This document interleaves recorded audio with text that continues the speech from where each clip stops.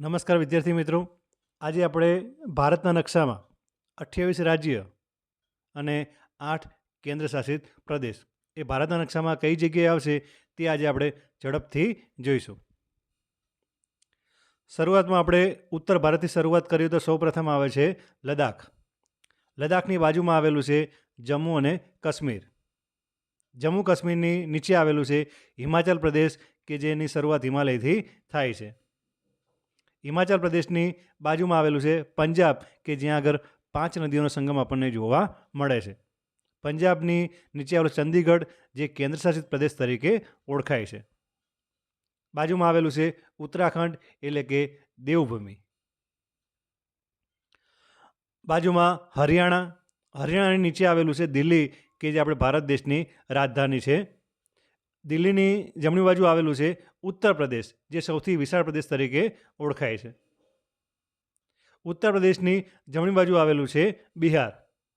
ઉત્તર પ્રદેશની ડાબી બાજુ આવેલું છે રાજસ્થાન. રાજસ્થાન નીચે આવેલું છે ગુજરાત.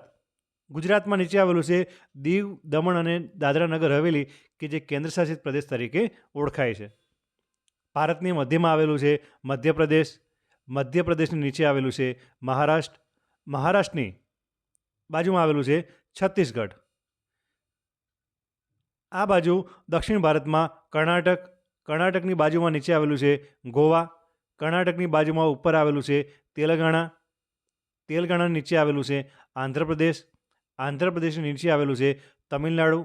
તમિલનાડુની બાજુમાં આવેલું છે પુડુચેરી કે જે કેન્દ્રશાસિત પ્રદેશ તરીકે ઓળખાય છે. તમિલનાડુની જમણી બાજુ આવેલું છે કેરળ. પૂર્વ ભારતમાં જોઈએ તો ઓડિશા. ઓડિશાની ઉપર આવેલું છે ઝારખંડ. ઝારખંડની બાજુમાં આવેલું છે પશ્ચિમ બંગાળ. હવે પૂર્વ ભારતમાં સૌથી શરૂઆત ઉપરથી કરીએ તો જ્યાંથી અરુણનો ઉદય થાય છે એટલે કે અરુણાચલ પ્રદેશ. તેની નીચે આવેલું છે આસામ. તેની બાજુમાં આવેલું છે નાગાલેન્ડ. નાગાલેન્ડ નીચે આવેલું છે મણિપુર. મણિપુરની નીચે મિઝોરમ. મિઝોરમની બાજુમાં ત્રિપુરા. ત્રિપુરાની ઉપર મેઘાલય અને સૌથી ઉપર આવેલું છે સિક્કિમ. જ્યારે અરબ સાગરમાં લક્ષદ્વીપ ટાપુ આવેલો છે જે પણ કેન્દ્રશાસિત પ્રદેશ તરીકે ઓળખાય છે. અને બંગાળની ખાડી બાજુ એટલે કે પૂર્વ બાજુ અંડમાન અને નિકોબાર ટાપુ આવેલા છે જે કેન્દ્રશાસિત પ્રદેશ તરીકે ઓળખાય છે. વિદ્યાર્થી મિત્રો, આ વિડીયો લાઈક કરી દેજો.